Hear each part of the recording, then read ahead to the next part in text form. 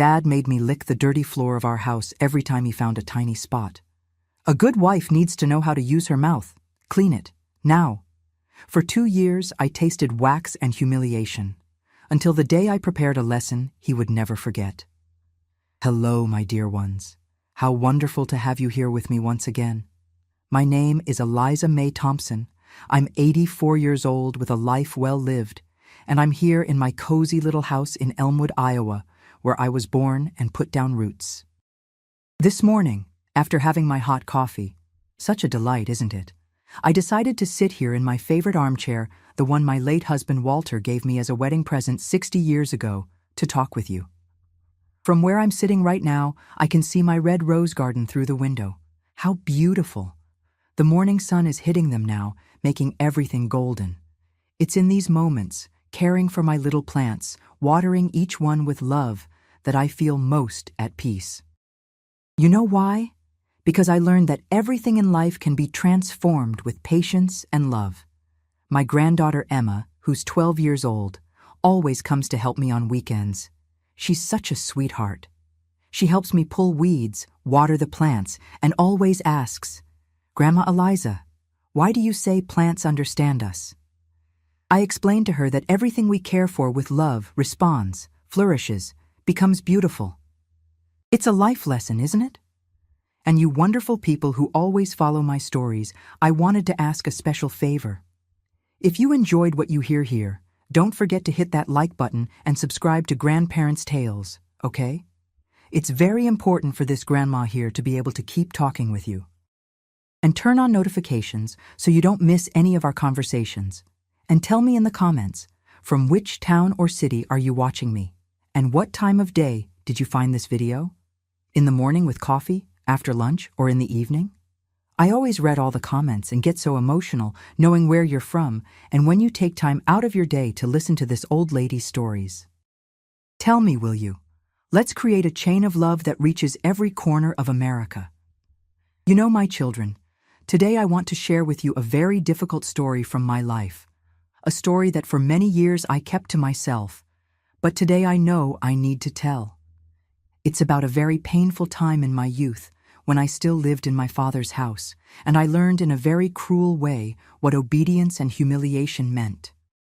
You'll understand why today, when I care for my little plants with so much affection, when I see them grow free and beautiful in the sun, my heart fills with gratitude. Because it wasn't always like this in my life. There was a time when I didn't know freedom, didn't know what it was like to be treated with respect. But let me start from the beginning, so you can understand this whole story. My father's name was Gerald Thompson, a tall man with a trimmed mustache and always very well dressed. He worked as an accountant at a corn processing company here in Elmwood, and he thought he owned the truth.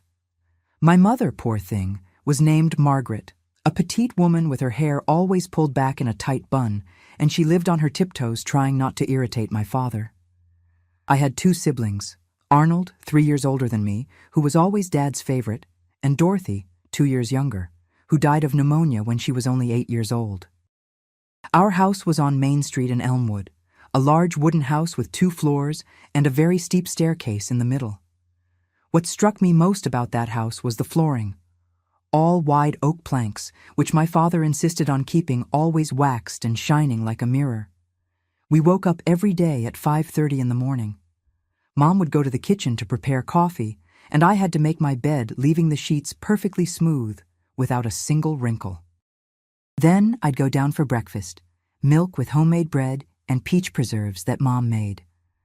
My father always sat at the head of the table, in a suit and tie, even inside the house, reading the newspaper in silence.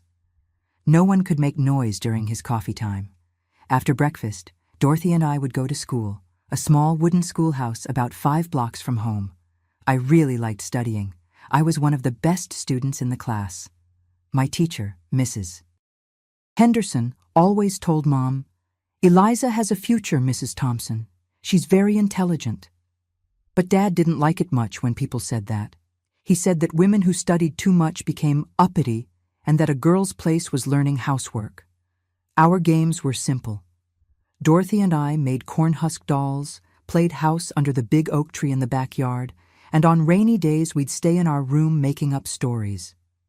I loved telling stories to my little sister. She would listen wide-eyed to my tales about princesses and castles. But life at home had its rigid rules. My father was obsessed with cleanliness and order. Everything had to always be in the right place, without a speck of dust. He inspected the entire house every night when he came home from work. He'd run his finger over the furniture looking for dust, examine the floor inch by inch. If he found anything out of place, he'd yell at Mom in front of all of us. I remember once, I must have been about 10 years old, I dropped some breadcrumbs on the living room floor. Dad saw it and turned red with anger. "Margaret, teach this girl that a clean house is a decent house. A woman who can't keep a clean house is good for nothing." Mom was embarrassed, pulled me by the arm and said quietly, "Eliza, my dear, always clean up after yourself. Your father doesn't like dirt." The housekeeper's name was Mrs. Miller, a very kind, elderly black woman who took care of the heavy cleaning. She taught me to mop the floor, polish the furniture, wash clothes in the backyard wash tub. "Miss Eliza," she would say, "learn these chores well. It's important for a young lady to know." I liked Mrs. Miller because she was affectionate, unlike my father's cold manner. My brother Arnold was lucky to be a man. Dad never demanded from him what he demanded from me and Dorothy. Arnold could leave his muddy shoes at the entrance, could spill food on the floor, and Dad would say, "Leave it, men don't need to worry about these things." But if Mom or I made the slightest mess, he would be furious. When Dorothy died in 1952, I was about 11 years old. It was terrible. She got sick in winter with a cough that wouldn't go away. One day she was playing with me, the next she was burning with fever. Dad delayed calling the doctor because he said it was a girl's fussiness. By the time he finally called, it was too late. After we lost my little sister, the house became even quieter. Mom cried in secret, and I felt very alone. It was around that time that Dad started becoming even more demanding about the house's cleanliness. He said Dorothy's illness had been because of germs and dirt, that from that moment on, the house would have to be perfect, always. It was also after Dorothy's death that Mrs. Miller left. Dad said he didn't need a housekeeper anymore, that I was becoming a young lady, and had to learn to take care of a house like a real woman. I remember Mom tried to argue, "But Gerald, Eliza is still studying." He cut her off immediately. Too much studying isn't good for a girl. She needs to learn what really matters. So at 15, I was already responsible for part of the house cleaning. It started small, sweeping the yard, washing dishes, dusting furniture. But Dad always found fault in everything. "This floor isn't shining right, Eliza. There's dust on this baseboard here, girl." A future wife has to know how to do work properly. The way he talked about marriage gave me chills. He always said I had to learn early because otherwise no decent man would want me. Mom would stay quiet when he said these things, but I saw in her eyes a sadness I could never quite understand back then. It was a life of much work and little joy. But I still didn't know that the worst was yet to come. It was in March 1957, right after I turned 16, that my life changed completely. I remember it like it was today. It was a Monday morning. The sun was coming through the kitchen window while I was having my coffee with milk. Dad was more serious than normal, stirring the sugar in his coffee with that little silver spoon he treasured so much. "Eliza," he said, without raising his eyes from the cup, "I let Mrs. Miller go yesterday. Dismissed her for good." I felt my heart jump. Mrs. Miller still came twice a week to do the heavy cleaning since Dorothy died. "But Dad," I managed to say, "she does the general house cleaning." He raised his eyes to me with that cold look I knew well. "You're already a young lady. You're 16 years old. It's time to truly learn what it means to take care of a house. Starting today, you're responsible for keeping this house impeccable. And when I say impeccable, I mean impeccable." Mom was standing at the sink washing the breakfast dishes, but I saw her shoulders tense up. She didn't say a word, just kept scrubbing the same plate over and over. Arnold, who was finishing eating his bread with jam, gave a low chuckle. "Thank God I was born a man," he murmured, finding the situation funny. "And there's one more thing," Dad continued, getting up from the table and adjusting his tie. "A good wife needs to know that the house is a reflection of her. If the house is dirty, it's because the woman is worthless. If it's clean, it's because she has value." He walked over to where I was sitting and placed his heavy hand on my shoulder. "You're going to learn this properly, Eliza. My way." That first day, after Dad left for work and Arnold went to school, Mom explained the routine to me. "My daughter," she said in a tired voice I had never noticed before, "your father is very demanding. You'll have to sweep and mop the entire house every day. The floor has to always be waxed, without any marks. The bathrooms have to shine. And—" she paused, bit her lower lip. "If he finds anything wrong, you better fix it quickly." I started that very morning. I swept the whole house, mopped the floor, waxed the hallway and living room flooring. I cleaned both bathrooms until the tiles were shining. I dusted all the furniture, organized every object. When I finished, it was already noon and I was exhausted. That night, when Dad came home from work, he did his inspection. It was his sacred ritual.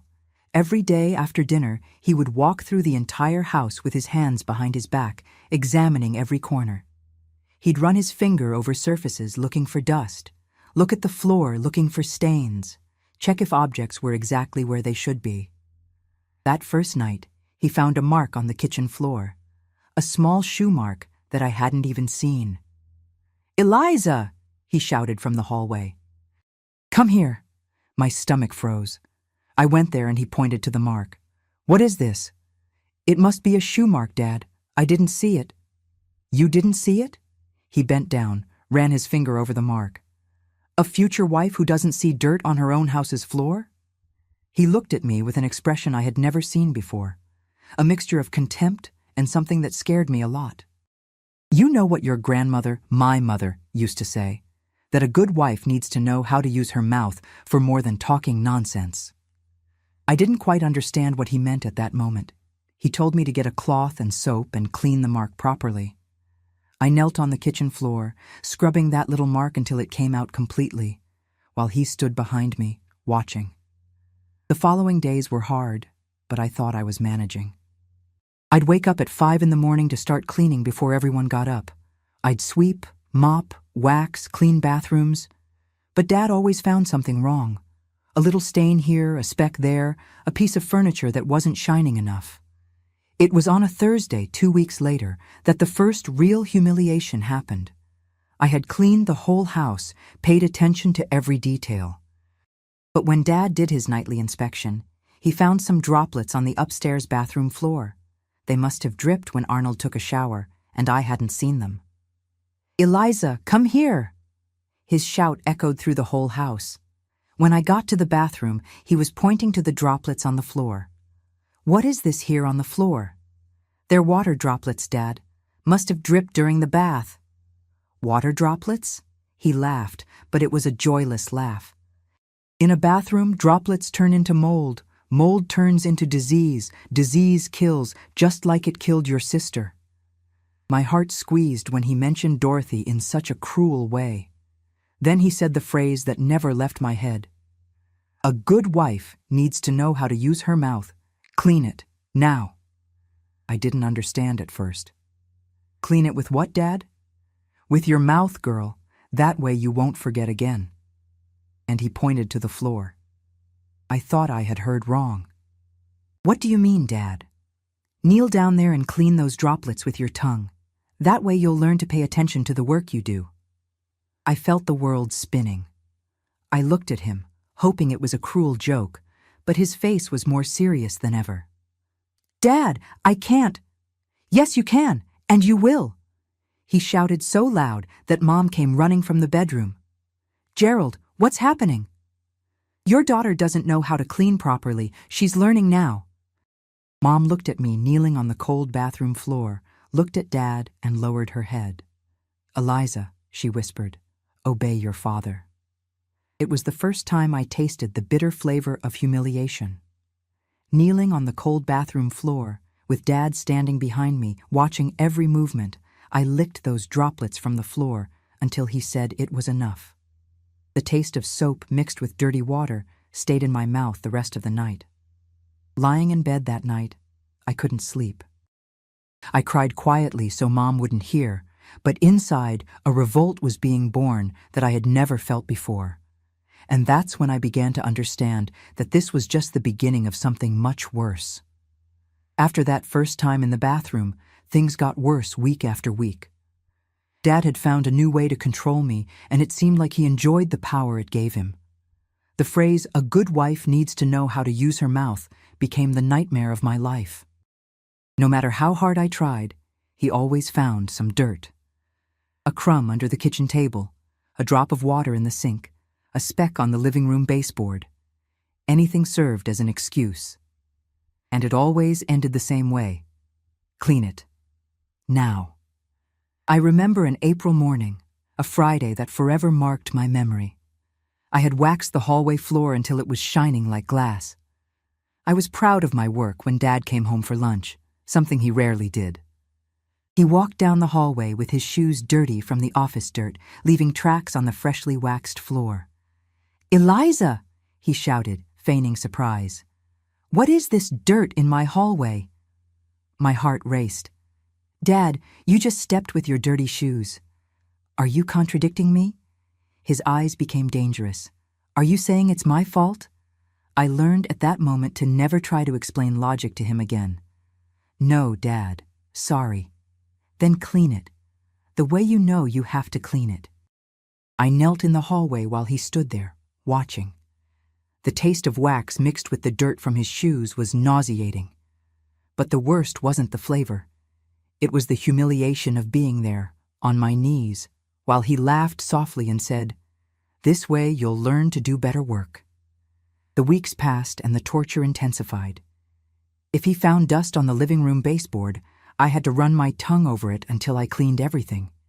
If he found a stain on the kitchen floor, the same ritual.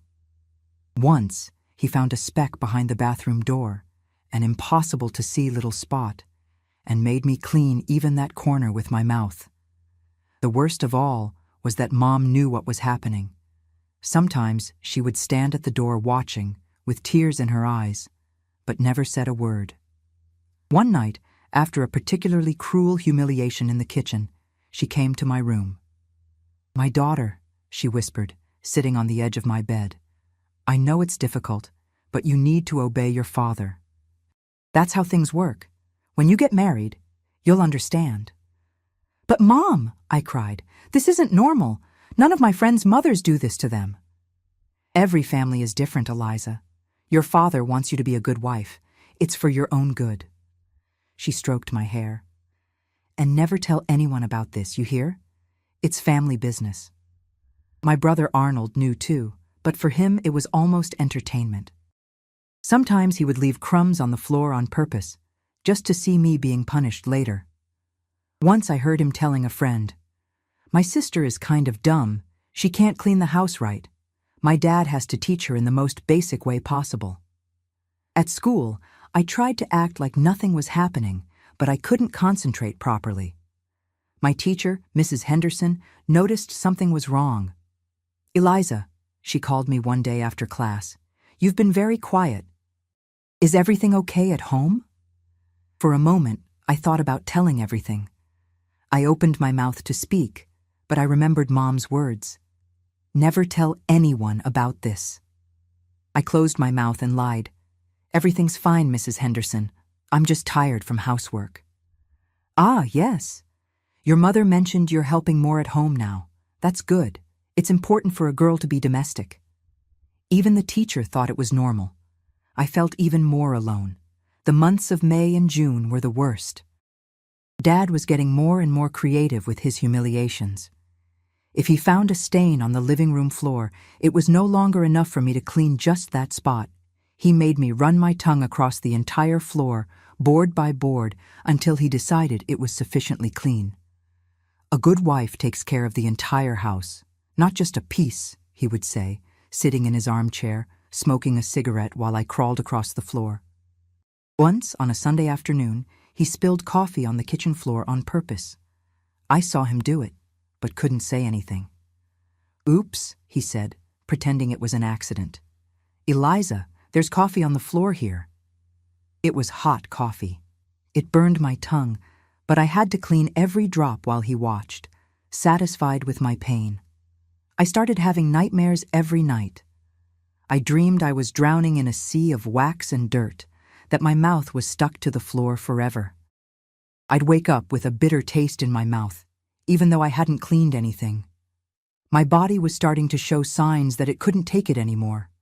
My tongue was always injured and inflamed. My back hurt from being on the floor so much. My knees were bruised from kneeling so much on the hard floor. But the worst of all was what was happening to my soul. I was losing hope, losing the will to fight. I was starting to believe that this was really normal, that I deserved it, that this was just how things worked between fathers and daughters. One June night, after a particularly cruel humiliation in the bathroom, where he had made me clean the entire floor with my tongue because he found a water drop near the drain, I looked at myself in the mirror. I didn't recognize the girl staring back at me. My eyes were empty, my mouth was injured, and I looked 10 years older. It was that night that I started to feel something different being born inside me. It wasn't just sadness or fear anymore. It was anger, a deep anger burning slowly but growing every day. It was on a July morning, a cold Saturday in winter, that what changed everything forever happened. Dad had announced on Friday night that on Sunday he would receive important visitors from work. The company manager and his wife were coming to dinner at our house. "Eliza," he said, staring at me with those cold eyes, "tomorrow night this house is going to be perfect. I don't want even a speck of dust, not a mark on the floor, not a speck anywhere. You're going to spend all day cleaning, and then I'm going to inspect every inch. If I find anything wrong—" He didn't finish the sentence, but I knew exactly what it meant. I spent all Saturday cleaning like crazy. I swept, mopped, waxed, polished, scrubbed every corner of the house. My tongue was already hurting just thinking about the possibility of having to use it again. When night fell, I was exhausted, but the house was shining. On Sunday morning, I woke up early to take one last look at everything. That's when I saw that Arnold had left dried mud on the entrance rug. He had come home late the night before from a friend's house and didn't bother to wipe his feet. I ran to clean it before Dad woke up, but it was already too late. "Eliza!" His shout echoed through the whole house. "Come here now!" I ran down the stairs and found him standing at the entrance, pointing to the rug. There were still some mud marks that I hadn't been able to get out completely. "What is this here?" His voice was low, dangerous. "Dad, it was Arnold who—" "I don't care who it was!" He exploded. "The house is your responsibility. The visitors arrive at 6 o'clock and you left my house dirty." At that moment, something inside me broke. I looked at my brother, who was coming down the stairs laughing quietly, clearly satisfied with what he had caused. I looked at Mom, who was in the kitchen pretending she wasn't seeing anything. And I looked at Dad, with that expression of cruel pleasure on his face. "You know what you have to do," he said, pointing to the rug. "Clean it, now." That's when I had my first rebellion. "No," I said, quietly but firmly. The silence that followed was terrible. Dad stood still, looking at me as if he hadn't understood what I had said. "What did you say?" I said, "No, Dad. I won't clean the dirt that Arnold made." What happened next was the worst of all. Dad grabbed me by the arm so hard he left a mark, dragged me to the kitchen, and pushed me hard onto the floor. "You're going to learn to respect me." He turned on the faucet, filled a bucket with ice-cold water, and threw it on me. Then he grabbed the powdered soap and spread it on the wet floor. "Now you're going to clean this entire floor with your tongue, and you'll only stop when I say you can stop." It was December in Iowa, the cold was bone-chilling, and I was soaked on the cold kitchen floor. But the worst wasn't the cold. It was looking and seeing Mom standing at the door, crying, but doing nothing to help me. It was seeing Arnold laughing as if it were the funniest thing in the world. I spent almost an hour on that floor, shivering from cold, with the bitter taste of soap burning my already injured tongue, while Dad sat in a chair watching me. "A good wife needs to know how to obey," he would say, "and you're going to learn, even if it's by force." When he finally let me get up, I had a raw tongue and my whole body hurt. I went up to my room, locked myself in there, and cried like I had never cried in my life. But it wasn't just crying from sadness.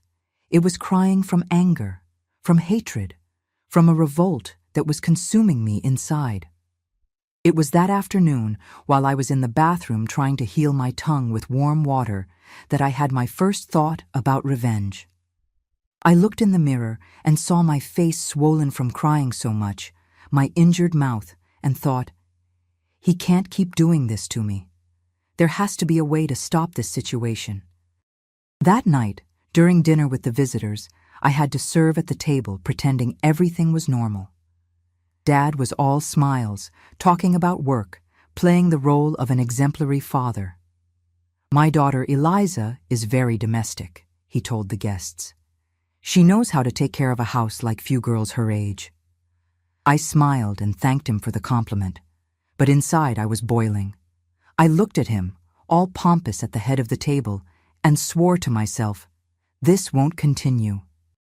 Somehow, this is going to end. After the visitors left, Dad did his usual inspection. To my surprise, he didn't find anything wrong. I had cleaned everything so carefully that it really was perfect. But instead of praising me, he said, "See how you can do it right when you want to? You just have to apply the right method." Lying in bed that night, I couldn't sleep. I kept thinking about his satisfied face when he humiliated me, Arnold's cruel laugh, Mom's omission, and I started planning. I knew where Dad kept the cleaning products, in the laundry room cabinet downstairs, liquid wax, wood oil, soap, everything there. And I knew he had the habit of doing his inspection always coming down the stairs from his bedroom upstairs. It was that early morning, alone in the dark, that the idea started to take shape in my mind. A terrible, dangerous idea, but one that made my heart race in a way I had never felt before. It wasn't fear anymore, it was anticipation. The next day, he announced that on Tuesday night he would bring another important guest to dinner. "And this time," he said, staring at me, "I want this house to be even more perfect than Sunday. You understand?" "Yes, Dad," I replied, lowering my head as I always did. But inside, I was smiling, because I already knew exactly what I was going to do. Tuesday arrived like a day of reckoning. I woke up before 5 in the morning, not because I had to clean, but because I couldn't sleep well for 3 nights. Every time I closed my eyes, I saw the scene repeating in my head, Dad coming down those wooden stairs, confident and arrogant as always, not imagining what awaited him.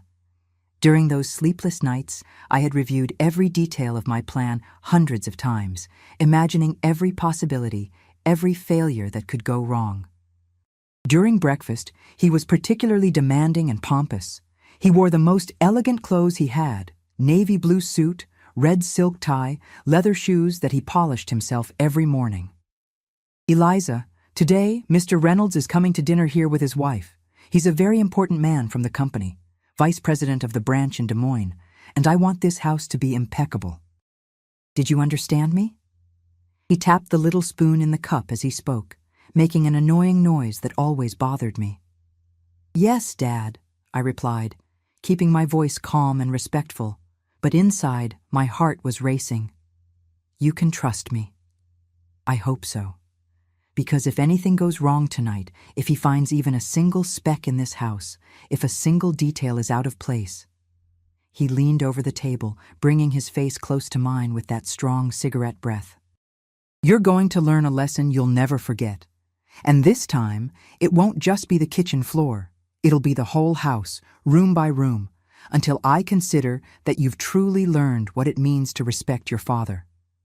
His threat, instead of scaring me, gave me even more certainty that I was doing the right thing. This would be the last time he threatened me that way. I understand perfectly, Dad.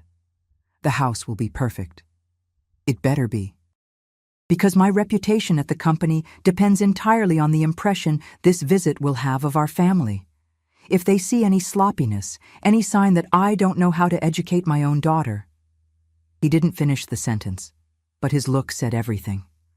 Mom was quiet as always, stirring her coffee in slow circles, avoiding looking at us. Arnold was eating his bread with jam, making noise on purpose, knowing that it irritated Dad, but that all his anger was directed at me at that moment. As soon as he left for work, 7 o'clock sharp as always, and Arnold went to school, I began executing my plan. First, I cleaned the entire house for real, with a care I had never shown before. I couldn't let anything go wrong because of real dirt or genuine negligence.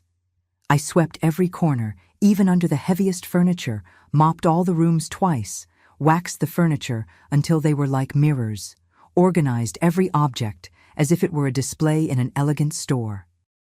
Mom was genuinely impressed with my dedication. "Wow, Eliza, how meticulous. I've never seen you clean with such care. It almost seems like you're enjoying the work. Your father will be very proud when he sees how beautiful the house is." "I want everything to be perfect for the important visitors, Mom," I replied, scrubbing the living room table with precise circular movements. Dad said it's a very special opportunity for him at the company. If she only knew I was preparing the most elaborate trap of my life. I prepared lunch with the same care. Well-seasoned pot roast, green beans with bacon, mashed potatoes. I wanted Mom to be completely busy and satisfied, without energy or curiosity to suspect anything strange.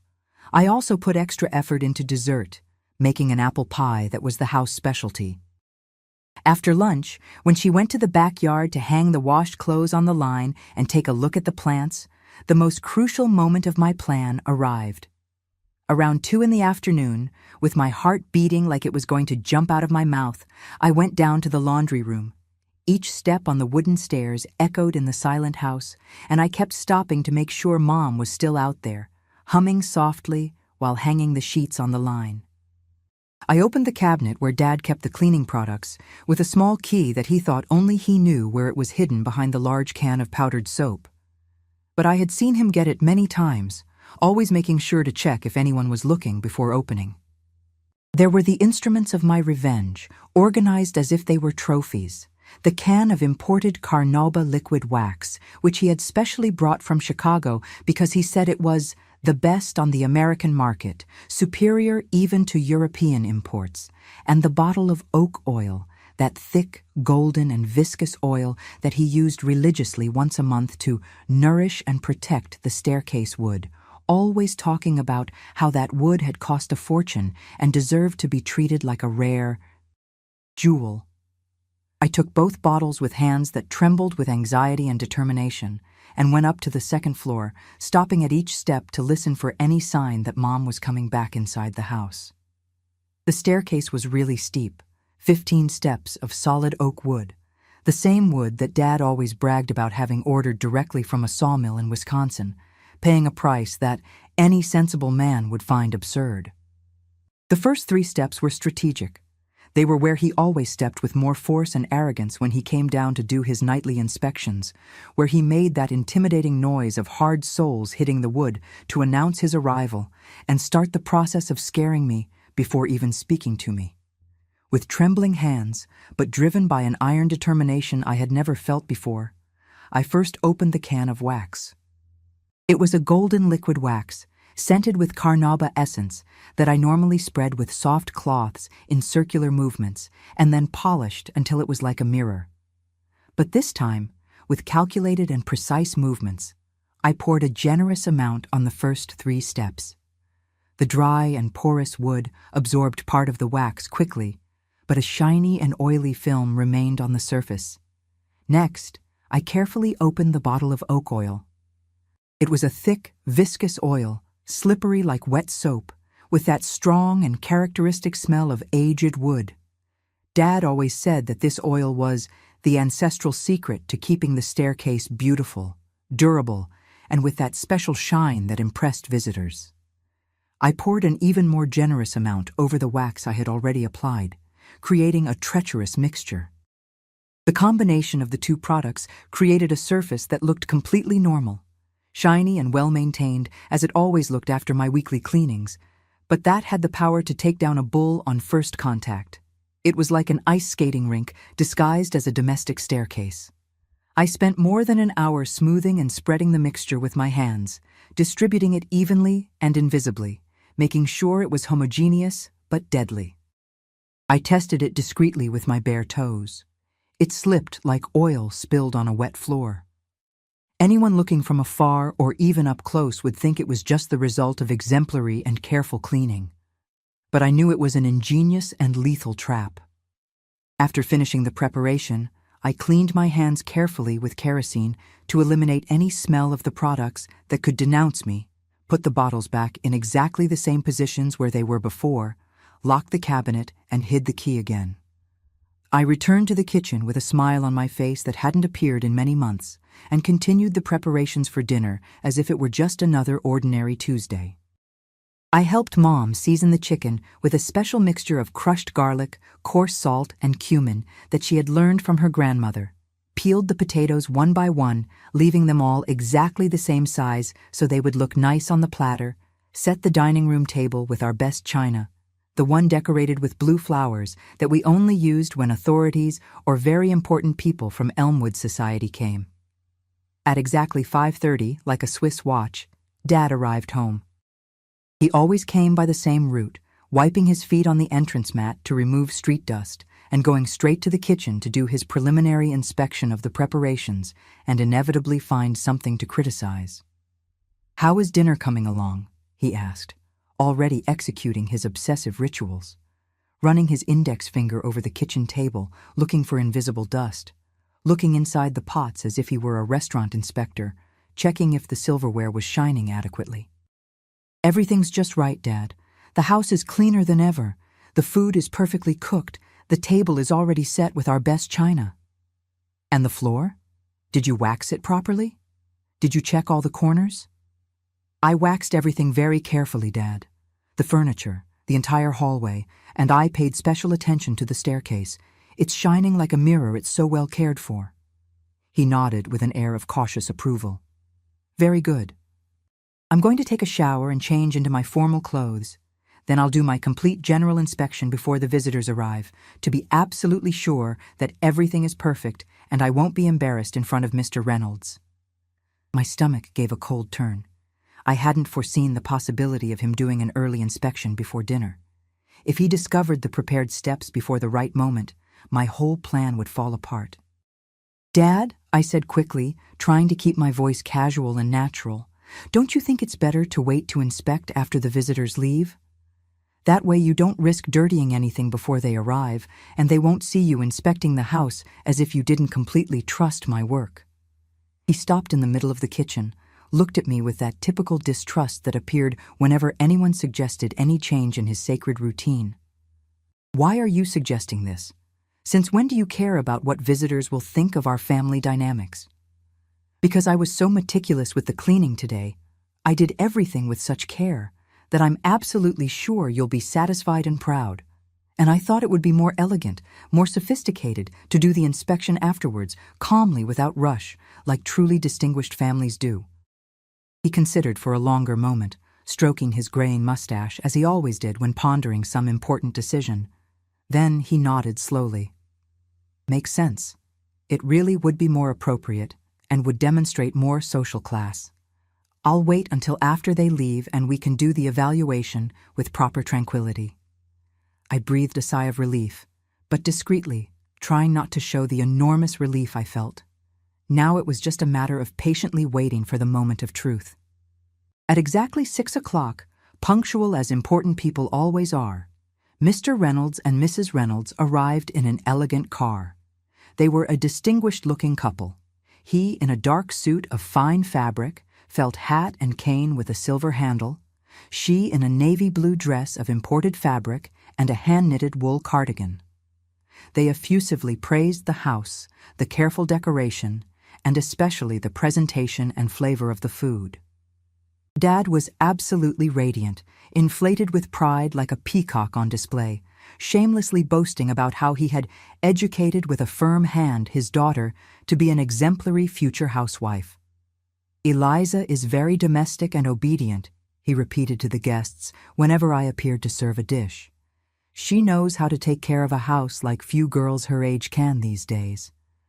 I always say that a rigorous education at home, with constant discipline and a firm hand, makes all the difference in the formation of feminine character. I smiled graciously and thanked the compliments with small, respectful bows, exactly as he had taught me for years. But inside, I was obsessively counting every minute that passed, anxious for them to leave so the real fun of the night could begin. The dinner extended for almost 2 full hours. They talked at length about the company's expanding business, about President Eisenhower's progressive politics, about the impressive transformations that were happening in the country with post-war prosperity, about the growth opportunities that were opening up for visionary men like them. I remained in the kitchen meticulously washing every piece of china that was used, but paying careful attention to every word of the conversation, watching Dad show off as the great, prosperous, and respected patriarch of the family, the man who knew how to command his house with unquestionable authority. Finally, around 8:30, after many mutual compliments and promises of future social and business meetings, the visitors warmly said goodbye. Dad accompanied them to the car, all solicitous and ceremonious, promising they would meet at the company the following Monday to discuss in detail some very promising business opportunities. When he returned inside the house, I was finishing carefully putting away the clean and dry dishes in the kitchen cabinet. Mom had already retired to her room, exhausted after the long day of preparations and the tension of receiving such important visitors. Arnold was locked in his room, studying for a difficult math test he would have on Thursday. "Very good, Eliza," Dad said, taking off his formal jacket and loosening his silk tie, with that air of absolute superiority and personal satisfaction that he always demonstrated after impressing important people. "Now the moment of truth has arrived. I'm going to check if you really put care into the cleaning as you promised, or if you're going to have to learn a few more lessons about domestic responsibility." He started in the dining room, then moved to the kitchen, inspecting every corner with the obsessive meticulousness of a detective looking for evidence of a crime. He ran his fingers over the furniture looking for microscopic dust, looked under the tables checking if I had swept adequately, examined the corners of the walls where dirt normally accumulated, opened some drawers looking for signs of internal disorganization. To my growing satisfaction, and for the first time in my entire life, he couldn't find absolutely anything to criticize. Everything was impeccable, organized, shiny. He grumbled, clearly disappointed and almost frustrated at not having discovered any flaw he could use as an excuse for a new humiliation session. "I'm going to check the upstairs bedrooms and bathroom more carefully. Then I'll come down to give my final verdict on your performance." My heart started racing uncontrollably. Finally, the moment of final reckoning had arrived, the time for my perfect revenge. He went up the stairs with heavy and determined steps. He hadn't stepped on the trap yet because he was going up, not down. The sound of his footsteps on the upper floor lasted almost 25 long minutes, during which he obsessively inspected his room, Arnold's, the upstairs bathroom, desperately searching for some microscopic flaw he could use to punish and humiliate me once more. I stood at the bottom of the stairs, motionless as a statue, waiting and observing every sound that came from above. My breathing was accelerated, my hands were damp with sweat, but inside I felt a strange and deep calm, as if I had finally found my true place in the world and knew exactly what my destiny was. Finally, I heard the familiar and threatening sound of his heavy footsteps approaching the top of the staircase. He was coming. He was coming down to give me the verdict of the most complete inspection of his life, as he did religiously every night for so many torturous months. I saw his dark shadow appear at the top of the stairs, outlined against the yellow light of the upstairs hallway. As always, like a sacred ritual of intimidation, he began to descend, stepping with exaggerated force, with all that characteristic arrogance, banging the soles of his shoes on the wood to make as much noise as possible and psychologically frighten me before even opening his mouth to speak. First step. His right foot slid slightly, almost imperceptibly, but he still managed to balance himself by holding onto the wooden handrail. I saw the expression of slight confusion pass over his face. Second step. Now he clearly realized that something was different, wrong. He tried to hold on better to the handrail with both hands, testing the next step more carefully, suspicious. Third step. That's when fate was finally fulfilled spectacularly. His foot slipped completely backward, as if there were no solid ground underneath, as if he had stepped on an invisible layer of pure ice. For a second that seemed to last an entire eternity, he was suspended in the air, completely unbalanced, his arms flailing desperately in the void, trying to grab onto something that could save him, his eyes wide with absolute surprise, terror, and total incomprehension. Then came the most satisfying fall I had ever witnessed in my life. He couldn't hold on, couldn't roll to protect himself. He simply fell face first, totally out of control, his face hitting with brutal force on the sharp edge of the fourth step, then bouncing to hit the fifth, then the sixth, in a terrible yet musical sequence of dry and definitive impacts against the solid wood. Each hit produced a horrible yet satisfying sound of bone breaking and flesh tearing. The sound of the fall was simultaneously terrible and the most beautiful music I had ever heard. A succession of dull, wet thuds, then another, until he reached the hallway floor with a final impact that made the whole house shake and several delicate objects fell from the shelves, shattering on the floor. Mom came running from the bedroom in her nightgown and slippers. Arnold came down stumbling still in pajamas, with a sleepy face. "My God in heaven! What was that terrible noise? Gerald!" Dad was stretched out on the waxed wooden floor, completely unconscious, his body in a strange and disjointed position, his face unrecognizably disfigured and covered with fresh blood that was starting to form a pool around his head. The mouth, that mouth that had humiliated me so many times, was completely destroyed. The front teeth had been ripped out and scattered across the floor by the brutal impact against the steps. The jaw was obviously broken and dislocated at an abnormal angle. The upper lip was deeply split from the mouth, almost reaching the base of the nose. "Call the doctor urgently!" Mom screamed desperately, kneeling beside him and trying uselessly to stop the abundant bleeding with the hem of her own nightgown. "Eliza, for God's sake, run get Dr. Patterson! Run! It could be very serious!" I ran out through the dark and silent streets of Elmwood, desperately knocking door to door until I managed to locate the doctor, but inside I was experiencing a deep, complete, and absolutely unprecedented satisfaction. While I ran through the cold night, with my heart beating with euphoria disguised as concern, I could only think with savage joy. Now you'll have all the time in the world to learn to use that destroyed mouth exclusively to stay quiet, dear Dad. The revenge had been executed with absolute perfection, and it tasted infinitely better than wax mixed with dirt and humiliation. After that night, my life changed completely. Dad spent 2 months in the hospital in Cedar Rapids. When he came back home, he couldn't speak properly anymore. His jaw was crooked, and he spoke slurred because of the teeth he lost. He could never again make those authoritarian shouts from before. Mom took command of the house, and I could finally breathe. I finished my studies, married at 20 to my dear Walter, who was a carpenter and treated me with all the affection in the world.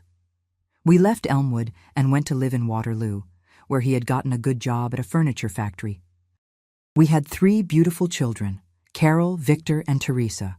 I raised them with a lot of love, never raised my voice, never humiliated anyone. Walter helped me at home, shared the tasks with me. It was so different from what I had seen in my parents' house. In 1985, we returned to Elmwood. Walter wanted to retire here, close to family. We bought this little house where I live to this day, small but cozy. Dad had already died a few years earlier, from a stroke, ironically, without being able to speak a single word in his last days. Today, at 84 years old, I live a simple and happy life. I wake up every day at 6, have my coffee, take care of my garden. I have 7 grandchildren and 4 great-grandchildren who are the joy of my life. They come here every weekend, fill the house with laughter and mess. A good mess, from a happy family. My granddaughter Emma helps me with the flowers. Just yesterday she asked, "Grandma, why do you always say everything can change?" I explained to her that in life, the most difficult situations can have a turnaround when we least expect it. I make my goodies to sell at the farmer's market: sugar cookies, cinnamon rolls, butter biscuits. It's a little extra income, but mainly I like to see people happy eating what I make with love. When someone compliments, my heart warms. On Sundays, the whole family gathers here. Carol brings the barbecue, Victor takes care of the drinks, Teresa makes the salad. We all sit at the big table that Walter made before he died, talking, laughing, the grandchildren running around the yard. Sometimes I look out the window and see the children playing barefoot on the grass, making mud pies near the hose, and I think how good life can be when it's based on love and respect. Nobody yells here. Nobody humiliates anybody. I keep the house always tidy, but now for pleasure, not out of fear. When I wax the floor, I smile, remembering how I learned to transform that suffering into strength. Each movement of the buffer is a victory over the past. At night, before sleeping, I thank God for giving me courage that July night. I don't regret anything. Sometimes life teaches hard lessons, but when we learn them, we become stronger. My neighbors respect me a lot. I'm known as Mrs. Eliza, the grandma who always has a kind word and a tasty treat. When someone is going through difficulties, they come here for tea and to talk. I have a peaceful routine now. Monday I do laundry, Tuesday I shop in town, Wednesday is general cleaning day, Thursday I prepare sweets for the market, Friday I visit friends, Saturday I receive family, Sunday is church and family lunch. My health is good for my age. I have some arthritis problems, but nothing that prevents me from taking care of the house and garden. The doctor always says I'm well because I have peace of mind. I sleep well, dream about good things. I never had nightmares again like I had during Dad's time. My conscience is clear because I know I did what needed to be done to protect myself. This little house in Elmwood is my refuge. Here I am, respected, loved, valued. Nobody forces me to do anything against my will. I choose when to clean, how to clean, if I want to clean. Freedom has a sweet taste that compensates for all the past suffering. When I look back, I see that scared 16-year-old girl became a strong woman, loving mother, dear grandmother. Life taught me that there's always a way out, always a way to change our situation. Today, while I water my flowers and listen to the pleasant sound of grandchildren playing, I thank each day of this new life I built with my own hands. And so we come to the end of our conversation today, my dear ones. I hope you understood that sometimes in life we need to make difficult decisions to protect ourselves. I'm not telling this story to teach violence, but to show that there's always a way out, even when it seems there's no hope. That July night in 1957 taught me that patience has limits, and when we reach that limit, we need to act. I'm not saying it was right or wrong. I'm just telling you what happened to me, like a grandmother who lived through a lot and wants to share her experiences. You who are young, who are beginning life, remember, nobody has the right to humiliate you, to take your dignity, to make you feel less than you are. It doesn't matter if it's father, mother, husband, boss, respect is sacred. Of course, today there are other ways to solve these problems. There are psychologists, social workers, police who protect those who suffer violence. In my time, there was none of that. It was every person for themselves, and I chose to defend myself the only way I could think of. My life after that night was built on love and respect. My children grew up knowing they were loved, that they had value, that they deserved to be treated with affection. My grandchildren are learning this too. That's how I break the cycle. With love. Today, when I see a mother yelling at her child at the grocery store or a husband mistreating his wife on the street, my heart tightens. I think about the child or woman who is suffering, and whenever I can, I give a word of support, a smile, a gesture of affection. You know what I discovered after all these years? That revenge didn't bring happiness. It brought justice.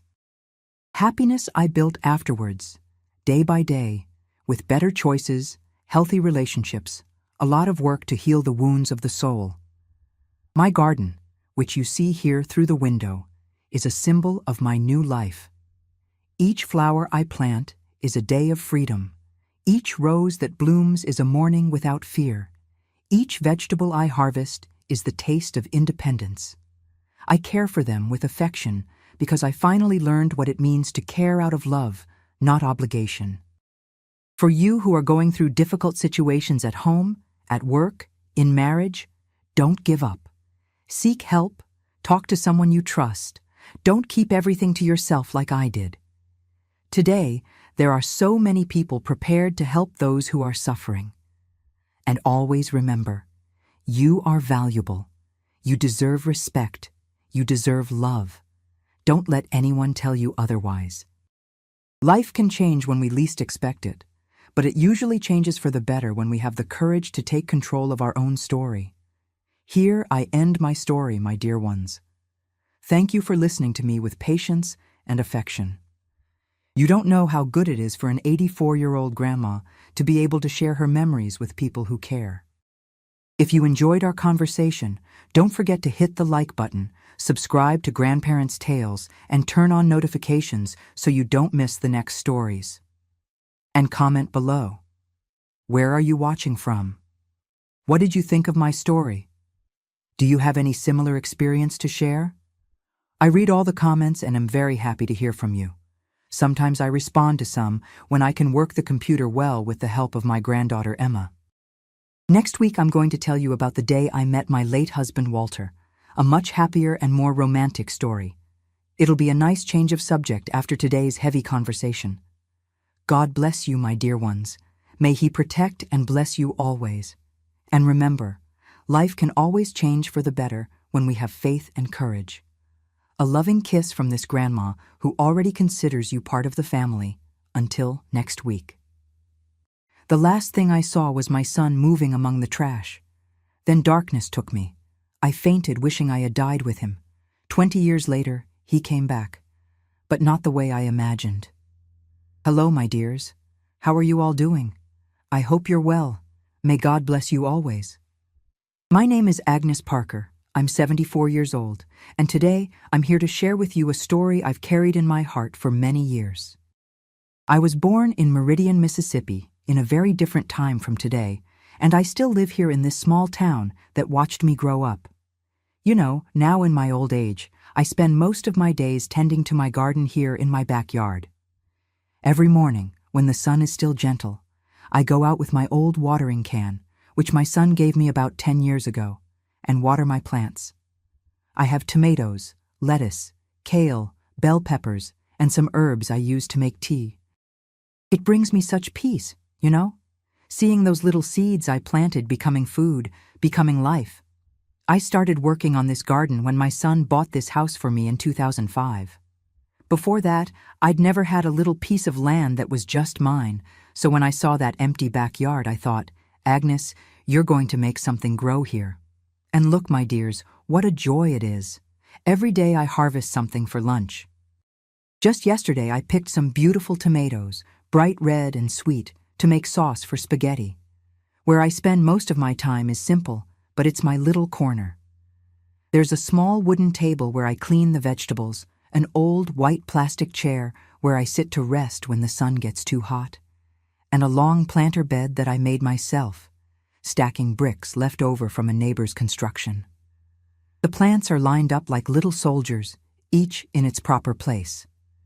You know, folks, before I really start my story, I want to make a special request of you watching. If you like what you hear here, don't forget to hit that like button down below, okay? And subscribe to the channel too, because that really helps me continue telling these stories to you. It makes me so happy knowing you're on the other side listening. And you, my dear friends watching me now, tell me here in the comments, what town are you watching from? And what time of day did you find this video? In the morning with your coffee, after lunch, or in the evening? I always read all the comments and get so emotional knowing where you're from and when you take time out of your day to listen to this grandma's stories. Tell me, will you? Let's create a chain of kindness here from Mississippi. Look, my children, the story I'm going to tell you isn't easy. It's about a time in my life I'd rather have forgotten, but that also made me the person I am today. It's about how sometimes life tests us in ways we think we can't bear. But in the end, God has plans we don't understand at the time. You're going to hear about a 12-year-old girl, that was me, who went through trials no child should face. You'll meet people who did terrible things, and you'll see how life has a very particular way of settling accounts. It's a story that involves a lot of pain, a lot of suffering, but also shows how hope can be born even in the darkest places. So get ready, my dears, because I'm taking you back to 1963, when I was still a little girl living in a small wooden shack here in Meridian, in a time when the world was very different from today. It was a harder time, where children grew up too fast, and certain things happened that we can't even imagine today. My dears, I'm taking you now to 1963, when I was only 12 years old and lived in a situation you can't even imagine today. Back then, here in Meridian, life was very different. The city was growing, lots of people coming from elsewhere, but it still had that small-town feel where everyone knew each other and families lived crowded together in the poorest neighborhoods. I lived in a shack made of old wood and rusted tin, in what today is the East Side neighborhood, but back then it was just woods and a few scattered houses.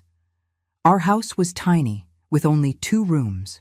One that served as bedroom, kitchen, and living room all together, and another small back room where my father, Gerald, kept his tools. Gerald worked as a construction worker when jobs came up, but spent more time drinking whiskey at Mr. Wilson's bar than actually working. My father was a tall man, thin as a rail, always with stubble and yellowish eyes from so much drinking. He had big, calloused hands, and when he got angry, which was almost every day, those hands were heavy on us. He was in his early 40s, but looked older, bent by problems and drink. He was a bitter man, always complaining about life, saying the world had been unfair to him. My brother Bobby was 5 years older than me, a strapping 17-year-old strong as a bull. He'd taken after our father in his rough manner and laziness, too. Didn't like to work, spent all day loafing around town, getting into trouble with other boys and only coming home for dinner. He had dark eyes, always with that kind of sneaky look that made me uncomfortable, and a crooked smile that meant nothing good. My mother had died when I was very small, from a fever she got after my baby brother was stillborn. I barely remember her, just some blurry flashes of a long-haired woman rocking me. Since then, it was just me, my father, and my brother in that cramped little house, living however we could. Our routine was always the same. I'd wake up very early before sunrise to fetch water from Mr. Johnson's well, which was about 5 houses down. I'd carry 2 small buckets, one at a time, because I didn't have the strength to carry both together. Then I'd make weak coffee for the 3 of us and heat up whatever food was left from the night before, when there was anything left. In the morning, while my father went out looking for work and my brother disappeared around town, I stayed taking care of the house. I swept the dirt floor with an old broom made of dried branches, washed dishes in a dented aluminum basin, and tried to deal with the mess they made. I didn't go to school because my father said, "Girls don't need education, just need to know how to cook and clean house." Our lot was small, fenced with old boards my father had scavenged. Behind the house was a small yard where I tried to grow vegetables, tomatoes, lettuce, kale, but the soil was poor and almost nothing grew right. Still, I persisted, because anything that grew there was extra food on our table. The other neighborhood kids didn't play much with me. I think their parents told them not to mix with Gerald's daughter, because everyone knew my father was trouble. Still, sometimes I played with Zelda, who lived 3 houses up, and with Victor, a boy my age who had come from Alabama with his family. We'd play hopscotch in the dirt, or hide and seek among the trees, or pick fruit from the apple tree at Mr. Thompson's house. But the hardest part of my childhood, my dears, began when I turned about 10. That's when my brother Bobby started paying different attention to me. At first it was just strange looks, then comments I didn't really understand. He'd say things like, "You're becoming a young lady, Agnes," or, "Pretty soon you'll be a beautiful woman." I didn't like it. It left me with a bad feeling in my stomach.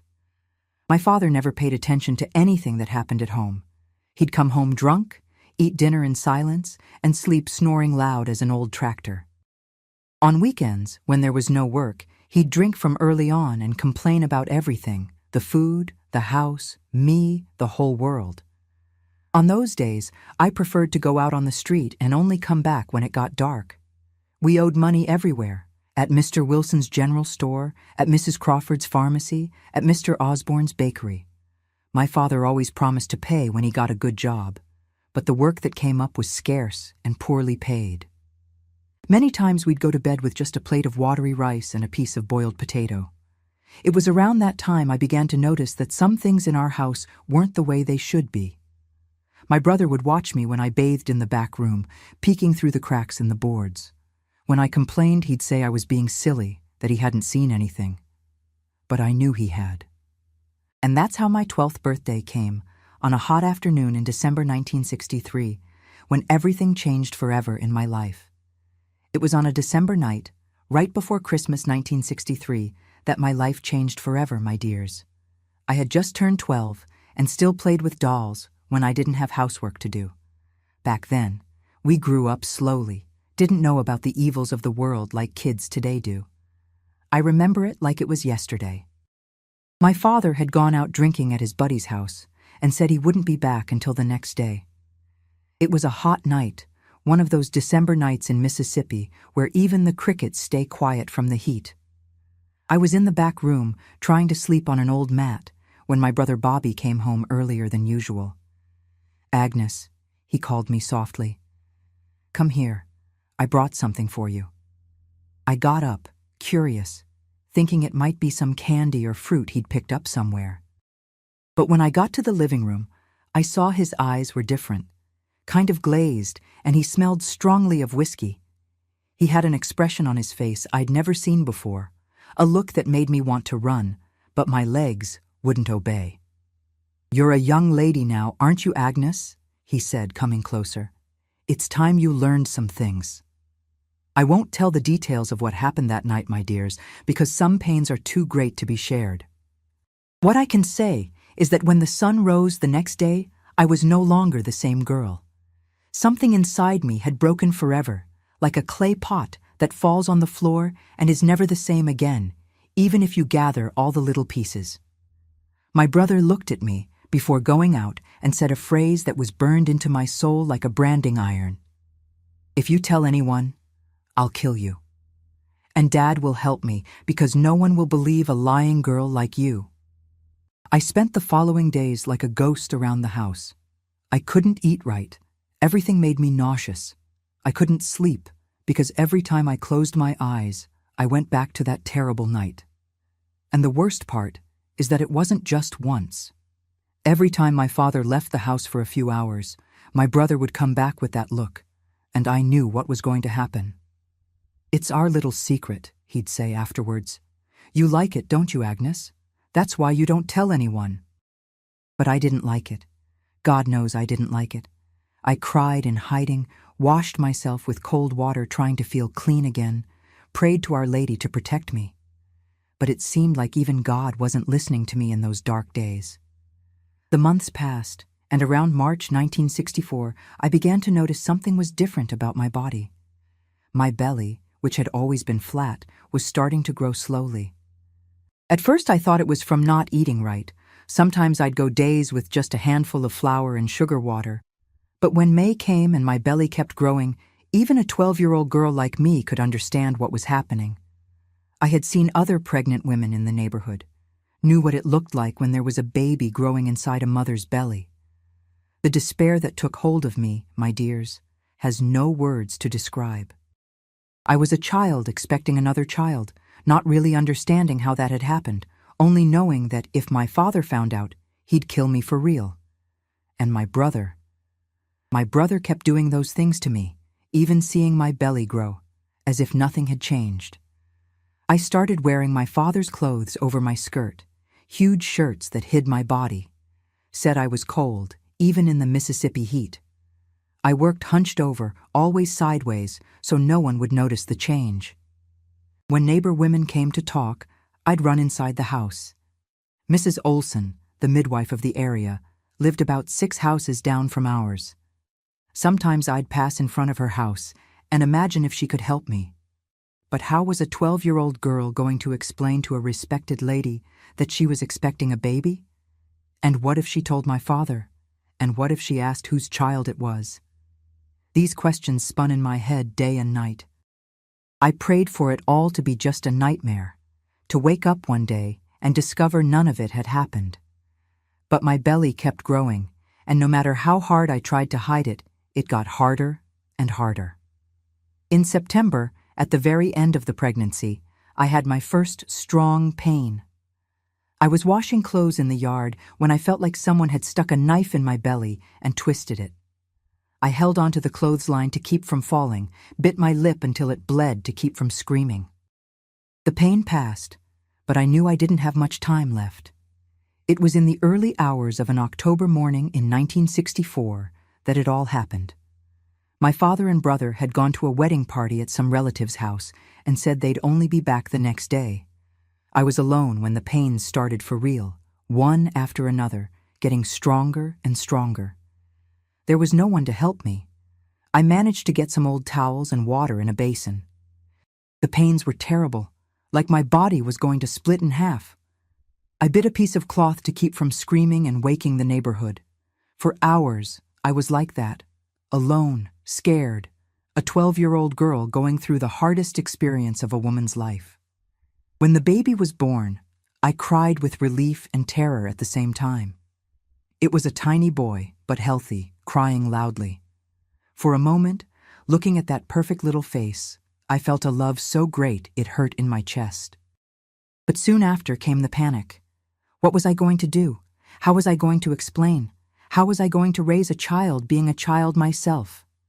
I cleaned the boy with a towel, wrapped him in a diaper I'd secretly made from an old sheet. He stopped crying and stared at me with those dark little eyes, as if asking, "Mama, what's going to happen to me?" And it was at that moment, my dears, that I heard the sound that made my blood run cold. The voices of my father and brother arriving home earlier than they'd said. The baby started crying again, and I knew my life, and his, was over. My baby's cry echoed through the small house like a cry for help that no one would answer. I heard voices approaching, heavy footsteps on the dirt floor, and my heart almost stopped beating. I picked up my son in my arms, pressed him against my chest, and tried to think of a lie, an excuse, anything that could explain that situation. But when my father and brother appeared at the door of the little room, drunk with red eyes, I knew there was no explanation in the world that would save us. "What's that noise, Agnes?" my father asked, stumbling. His voice came out slurred, mixed with the strong smell of whiskey that permeated his clothes. When he saw the little bundle in my arms, his face changed completely. The drunkenness seemed to have vanished instantly, as if someone had thrown cold water on his head. "What is that you're holding?" It's a baby, Dad," I managed to whisper, trembling like a leaf in the wind. My voice came out so quiet you could barely hear it. Bobby came closer, his eyes glued to the cloth bundle I was holding. You could see his mind working, calculating, understanding what had happened. When he looked at me, his eyes had an expression I'll never forget, a mixture of anger, fear, and something that almost seemed like satisfaction, as if he was pleased to see I'd gotten into worse trouble than him. "Where did this child come from, Agnes? How did a baby appear here inside the house? I couldn't answer. Words had died in my throat, choked with so much fear. The baby cried louder and louder, as if sensing the danger surrounding us, as if knowing those men meant nothing good for him. My father snatched the child from my arms with a brutality that made me scream. I grabbed his fist, tried to stop him, but he pushed me away like I was a bothersome insect. He examined the boy's little face, held him like he was just some object, without any affection, no tenderness. The baby writhed in those thick arms, crying even more desperately. "Answer now, you wretch!" he yelled, shaking me by the shoulders with his free hand. "Who's the father of this child? How did you end up in this situation?" I looked at my brother, searching for some sign, some clue of what he was thinking. Bobby stared at me fixedly and shook his head almost imperceptibly, his eyes sending a clear message. "If you open your mouth, you die." I remembered the threats, the words he'd told me. No one would believe a lying girl like me. And even if they did believe me, what would they do? What would happen to our family? How was I going to raise this child alone, being underage, without money, without anything? I don't know, Dad, I lied, feeling each word come out of my mouth like chewed glass. It was a boy from town. I don't even really know his name. It only happened once. The lie came out of me as if it were true, because at that moment I needed to protect my son any way I could. I thought if I made up a story, maybe they'd accept the child. Maybe they'd let me raise my boy in peace. Maybe they'd even feel sorry for me, a girl who'd been deceived by some shameless boy. But I was wrong, very wrong. "A bastard," my father spat the words like poison, shaking the baby carelessly. "You brought a bastard into my house. You know what situation we're in? You know how much money we owe?" He started pacing around the small house, gesturing with one hand and holding my son with the other, in an agitation that terrified me. "Mr. Wilson is charging for the drinks. Mrs. Crawford wants the money for medicines. Mr. Osborne won't give credit anymore. We owe the whole town, going through hardship like street dogs, and you come bringing me another mouth to feed." "Dad, please," I begged, getting up from the bed, stumbling, still sore from the recent birth. I stretched my trembling arms toward my son, trying to get closer. "I'll work more. I'll do anything you tell me. I'll stay up all night collecting things to sell. But let him stay. He's small, eats little, won't be any trouble." "Won't be any trouble?" Bobby gave a dry laugh, a joyless guffaw that echoed off the wooden walls of the house. "Children are always trouble, Agnes. And expensive too. Milk, diapers, medicine when they get sick. And we can't even support the three of us. Imagine one more." It was then that my father stopped walking and stared at my brother. The two exchanged a look that lasted a few seconds, but to me seemed like an eternity. In that silent look, I could see they were communicating, deciding something, reaching an agreement without needing to say a word. And whatever it was they were deciding, I knew it wasn't going to be good. "Put on some clothes and come with us," my father ordered after this mute conversation, turning to me with an expression I'd never seen before on his face.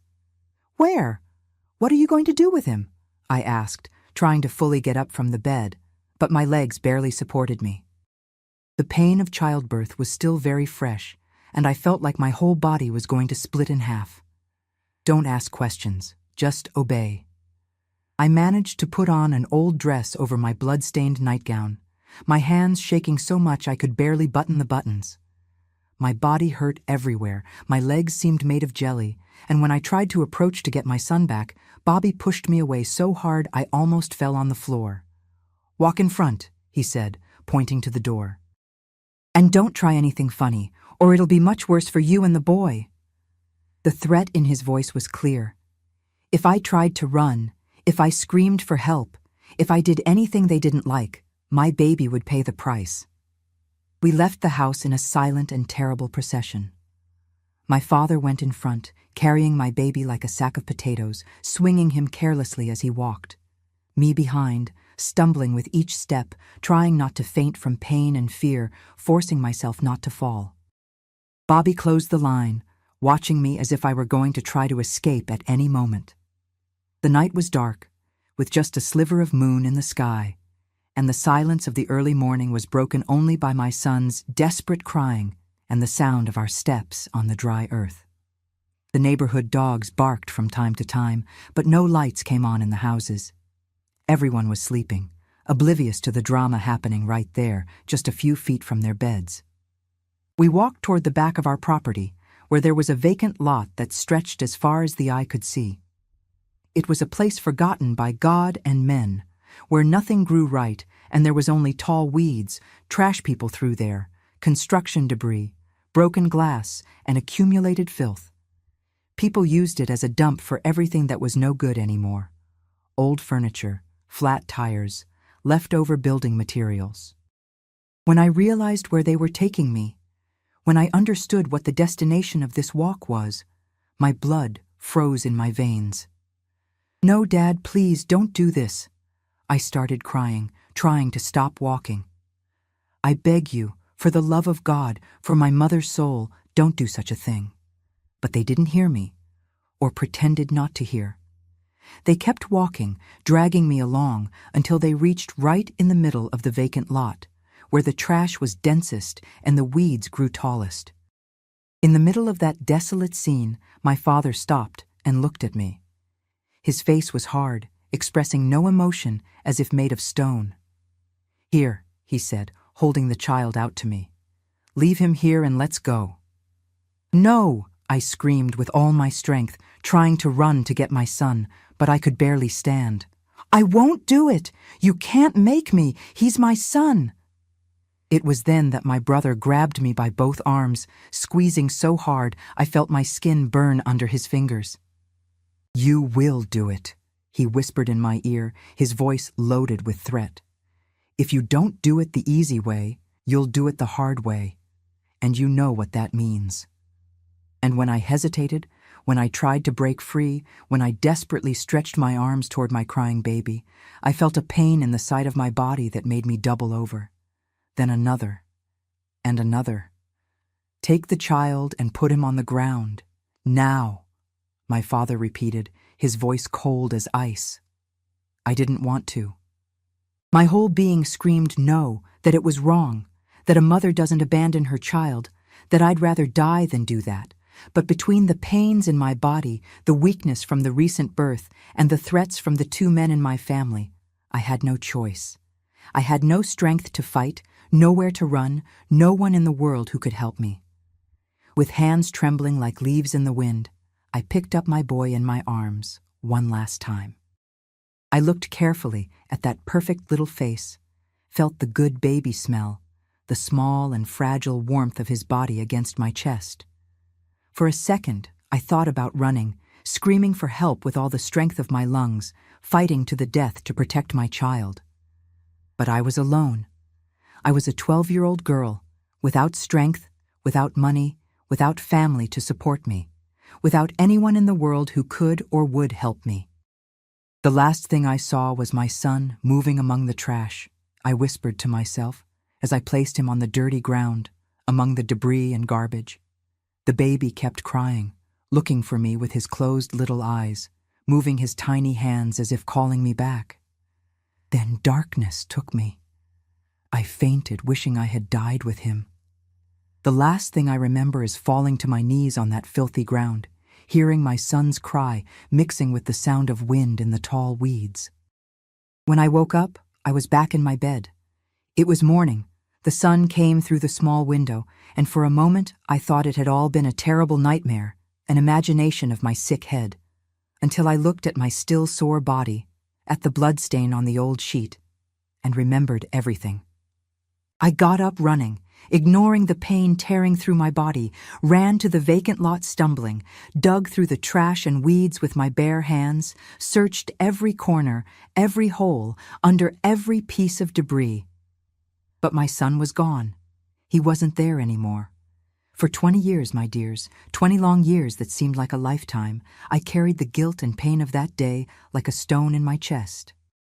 Every night, before sleeping, I asked myself the same questions that tortured me. Did he die of cold that first night? Of hunger? Of thirst?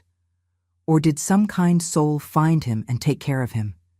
Did he grow up somewhere, wondering who the mother was who abandoned him? These questions hammered in my head day and night, eating me from the inside like a chigger, without giving me a minute of peace. 20 years dragged by like an eternity, my dears. 20 years that seemed to last a lifetime, each day the same as the one before, each dawn bringing the same pain in my chest, the same feeling of emptiness that never passed. I had become a 33-year-old woman, but inside I was still that 12-year-old girl who had lost her son in such a cruel way that sometimes I doubted it had really happened. During all that time, I continued living in the same wooden shack with my father and brother. The house had aged along with us. The boards were more crooked, the tin roof had more holes, and rain came in everywhere when it rained hard. It seemed even the walls kept the sadness of all those years. Gerald had aged very badly. He became even more sour and drunk, always complaining that life had been unfair to him, that the world owed him something that never came. His back became hunched from carrying so much weight in construction, his hair turned completely white, and he developed a dry cough that never stopped, especially in the morning. Even so, he continued drinking like a desperate man and treating me as if I were his employee, never forgetting to remind me that I was a disgrace to the family. Bobby, who was now 37, had turned into a man who was pitiful to see. Never left home to live his own life, never married, never got steady work. He became a fat and lazy man who spent all day drinking and playing cards with other bums at Mr. Wilson's place.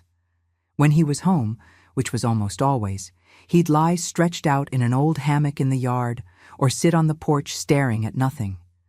And when he saw me passing by, he still looked at me with that same look from when I was a girl, a look that made me run inside the house. Sometimes he still tried to corner me in the dark corners of the house, especially when he was more drunk. But I had learned over the years to dodge, to never be alone with him, to always have an excuse to get away. I developed a sixth sense to notice when he had those bad intentions. I was the one who supported that house of misery. I worked from sunup to sundown, washing clothes for others, selling baked goods at the downtown market, doing housework for the richer families who lived in the upper part of Meridian.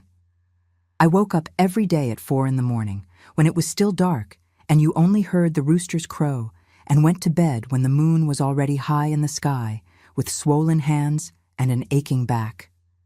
Every penny I earned in the sweat of my brow ended up in the hands of the 2 drunkards in the house. Money to buy food, money to buy whiskey, money to pay the debts they made in the town's bars. I never saw the color of the money I earned. It went from my hand straight to theirs. And the worst of all is that they always reminded me of the day of abandonment, always threw that in my face when I complained about something or dared to ask for something for myself. "Remember that bastard you brought here?" my father would say every time I asked for money to buy a new dress or shoes that weren't worn through. "If it weren't for us, you'd be on the street with that child. We saved you from a life of disgrace." It was as if they thought they'd done me a favor, as if tearing my son from my arms and forcing me to abandon him in the trash had been an act of kindness and protection. And the most painful part of all is that after so long hearing this day after day, month after month, sometimes I came to believe they were right. Sometimes I convinced myself that I really had no conditions to raise a child, that it had been better that way. But deep in my heart, in a part I kept locked with 7 keys, lived a pain that never passed. Every night, before sleeping, I thought about my boy. I imagined what he'd be like if he'd survived. Would he have dark eyes like mine? Would he be tall like Bobby? Would he be learning to read and write in a school in some distant city? But everything changed on an afternoon in March 1984, on a date that was engraved in my memory as if it were yesterday, March 15th, 1984. I was coming back from Mrs. Evelyn's house, a rich lady who lived in a big 2-story house downtown where I'd spent the whole day washing and ironing clothes. It was heavy work. 5 baskets full of dirty laundry, including large sheets and bath towels that weighed like lead when wet. When I was arriving on our street, still sweaty and tired from the day's work, I saw a different commotion. There was a small group of people standing in front of Mr. Wilson's bar, and in the middle of them was a car I'd never seen around there. It was a black car, big, shining like a mirror, the kind you only saw in big cities or on television. It seemed completely out of place on our dirt road. Next to the car was a man who also seemed not to belong to that place. He was tall, must have been about 40, dressed in a well-cut dark suit and leather shoes that shined even with the dust from the street. He had dark hair combed back and an upright, confident posture. He was talking with Mr. Wilson and some other neighborhood men, but you could see he was the one commanding the conversation. Even from afar, you could tell he wasn't from our town or any small town. He had a different way of moving, a bearing that caught attention, an air of someone used to commanding and being obeyed. It was as if he'd come from another world and appeared there in our forgotten corner of Mississippi. When I passed by the small crowd, trying to get home without drawing attention, the man interrupted the conversation and looked directly in my direction. For a second that seemed like an eternity, our eyes met, and I felt a shiver that went from the soles of my feet to the roots of my hair. There was something in that look that made me tremble and left my legs weak. It wasn't a common look, from someone just observing who passes by. It was as if he was studying me, evaluating me, as if he already knew who I was before even seeing me. They were dark, deep, penetrating eyes that seemed to see through a person and read the most guarded secrets of the heart. But what caught my attention most, what made my blood freeze in my veins, was a small scar he had right in the middle of his forehead. It was a fine mark, but quite visible, as if it had been made by a sharp piece of glass or metal. And when I saw that mark, something inside me stirred, as if a dormant memory was trying to wake up. I ran home with my heart racing, not really understanding what I was feeling. When I arrived, my father and brother were more agitated than normal. They'd drunk more than usual and were talking loud, gesticulating a lot, pacing back and forth in the small house. "Did you see that man in the suit who was at the bar?" Bobby asked as soon as he saw me come in. His voice was altered, kind of nervous. Mr. Wilson said he was asking strange questions about our family. What kind of questions? I wanted to know, feeling a chill in my stomach that had nothing to do with the wind coming through the cracks in the house. Questions about you. About that time, my father answered, but avoided looking in my eyes. For the first time in a long time, he seemed genuinely worried. He asked if we'd had any children here in the house about 20 years ago. If we knew of any woman in the area who had given birth around that time and done something with the child. My world stopped completely at that moment. I felt like the floor had disappeared under my feet, like the roof was going to collapse on my head. My legs went weak, and I had to lean against the wall to keep from falling. What did you answer?" "We lied, of course," Gerald said, but for the first time in 20 years, I saw real fear in his eyes. The same man who always talked tough and threatened me was afraid of a stranger in a suit. Said there was never any child here, that you never had a son, that you'd always been single. And did he believe it? "I don't know," Bobby replied, running his hand through his sweaty hair. He didn't say much, just thanked us for the information and left. But he left money for Mr. Wilson. A lot of money. During that whole night, while the two snored drunk in their corners of the house, I couldn't close my eyes for a minute. I kept tossing and turning in my straw bed, thinking about that man, those eyes that seemed to know me, that strange scar on his forehead. Could it be possible? Could it be that after so long, so many years of pain and guilt, my son had survived that terrible night? Could it be that some kind-hearted person had found him in that vacant lot and decided to raise him as their child? Could it be he'd grown up, become a successful man, and was now looking for me? Or was it something completely different? Was it some police officer investigating an old crime? Had someone told the story and now there'd be trouble for us? The hours dragged by, and I alternated between hope and despair, between dreaming of a reunion and having nightmares about prison. The next morning, very early, even before the sun fully appeared, I left the house and went straight to Mr. Wilson's bar. I found him sweeping the front of the establishment, as he always did every morning. "Mr. Wilson," I said, trying to control the anxiety that made my voice tremble. "That man yesterday. Can you tell me who he was? What did he really want?" He stopped sweeping and looked at me with a serious, worried expression. "Agnes, my child, this matter isn't for you to get involved in. That man, he didn't seem like someone to mess with. He had a look in his eyes that even scared me. But what did he want? Please tell me. I need to know." Mr. Wilson looked around, making sure no one was listening, and lowered his voice. He said he was looking for information about a child who was abandoned in this area about 20 years ago. Said he had very personal reasons to find that child or to know what happened to him. My heart raced like a broken engine. "And did he pay well for the information?" "Very well, Agnes. He left more money than I make in a whole month." He hesitated a bit before continuing. "And he said he'd be back, that he wouldn't give up until he discovered the truth." Did you tell him anything?" "I didn't, my child. I really didn't know anything about an abandoned child." He looked at me kindly. "But there are people in town who remember that time, Agnes. There are people who saw you pregnant even though you tried to hide it. There are people who heard comments, who suspect things. I went back home with my head spinning like a top.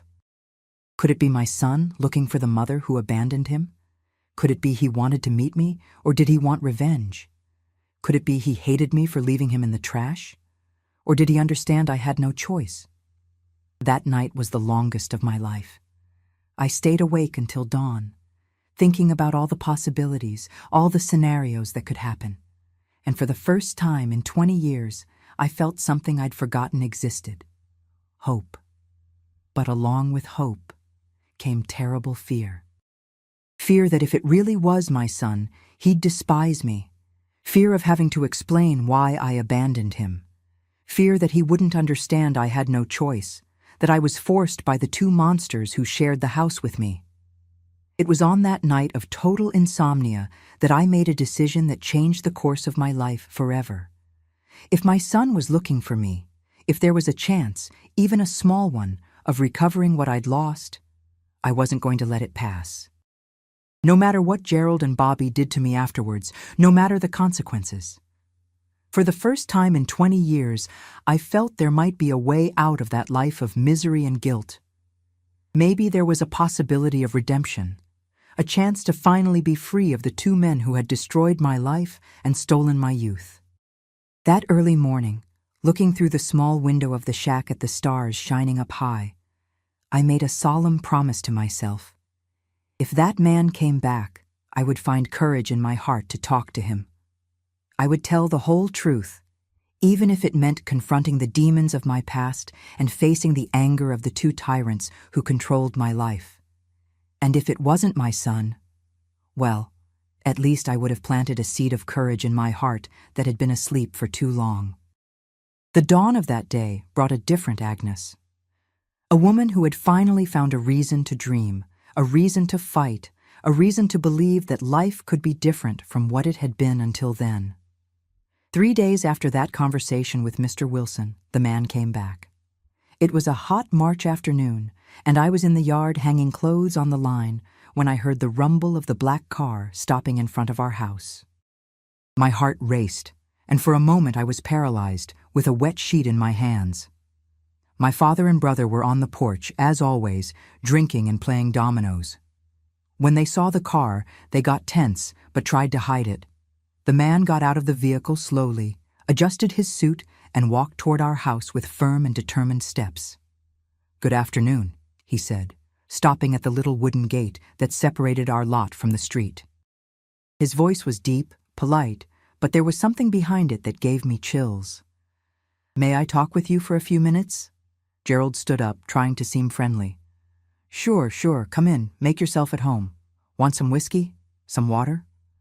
The man entered our small yard and looked around, observing every detail of our poverty: the wooden shack, the patched clothes on the line, the dirt floor. When his eyes met mine, he smiled in a way that made me tremble. Actually, he said, taking a leather folder from the car, I came here to do business with you. Bobby, who until then had been quiet, approached curiously. What kind of business, sir? The man opened the folder and took out some papers. I bought your property, the house, the yard, everything. He extended the documents to my father. Here's the deed. I'm now the legal owner of this property.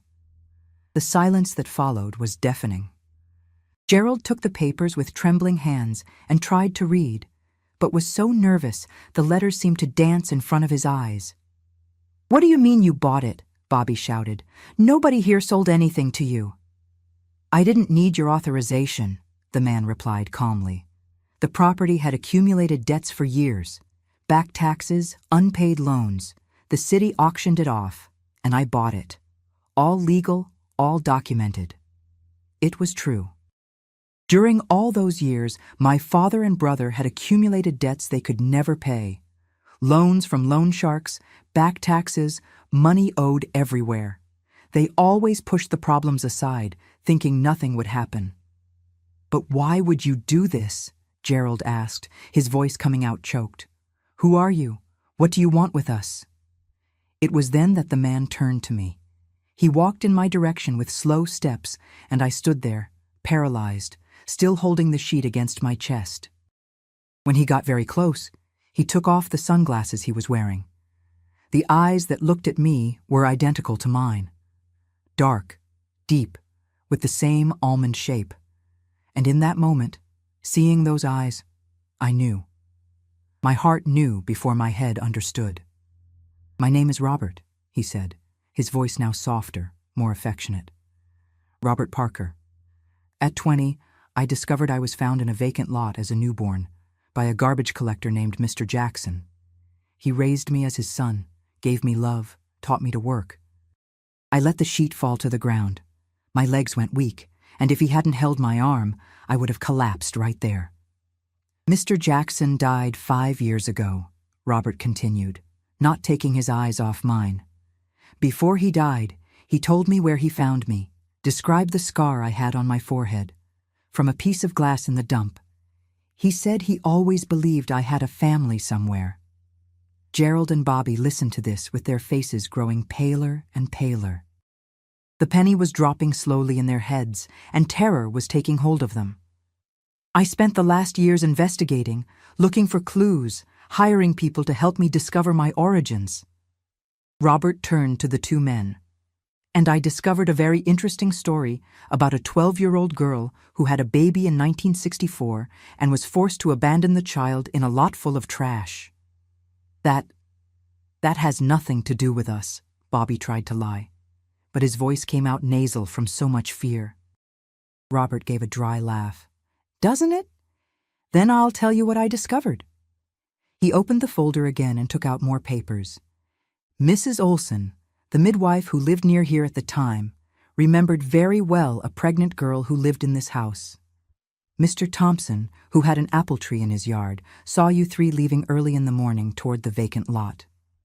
Mrs. Crawford at the pharmacy sold cloth and medicines to a girl who had just given birth.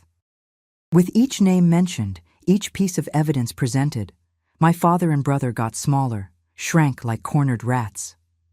And there's more, Robert continued relentlessly. I know exactly who the father is of this child who was abandoned. He looked directly at Bobby. The same man who abused a 12-year-old girl for months. Bobby tried to run, but Robert made a signal, and two large men got out of the car. In a matter of seconds, my brother was immobilized. I didn't come here to kill you, Robert said, his voice cold as ice. That would be too easy. I came to do justice my way. He addressed my father again. You have two options. Grab what you can carry and leave my property now, or I call the police and tell the whole story. Child abuse, abandonment of a helpless person, mistreatment. You know very well you won't last a week in jail." Gerald started crying. A man over 60 years old, crying like a child. "Please, sir, don't do this. We have nowhere to go." "You should have thought of that 20 years ago," Robert replied without mercy. "You have 1 hour to gather your things and disappear from my sight." It was then he turned to me, and all the hardness in his face melted. "You're coming with me, Mother. Your life of suffering ends today." I couldn't speak, couldn't process everything that was happening. 20 years dreaming of this moment, 20 years imagining what it would be like to reunite with my son, but I never imagined it would be like this, that he'd come back as a powerful man to save us. How did you achieve all this?" I asked, my voice coming out in whispers. "Mr. Jackson taught me that intelligence is worth more than strength," he explained, taking my hand gently. "He put me in school, encouraged me to study. I got a scholarship, graduated in engineering, started a construction company in Jackson. Today, I have over 200 employees."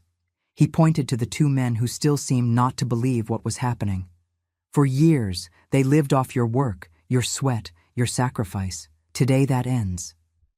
In less than an hour, Gerald and Bobby had gathered their few belongings in an old suitcase and left the property. I saw the 2 of them walking away on foot down the dirt road, carrying their luggage, with no certain destination. For the first time in their lives, they were the ones who were lost, without a home, without protection. "I don't feel sorry," Robert said, seeing my expression. "They had 20 years to change, to apologize, to treat you with dignity.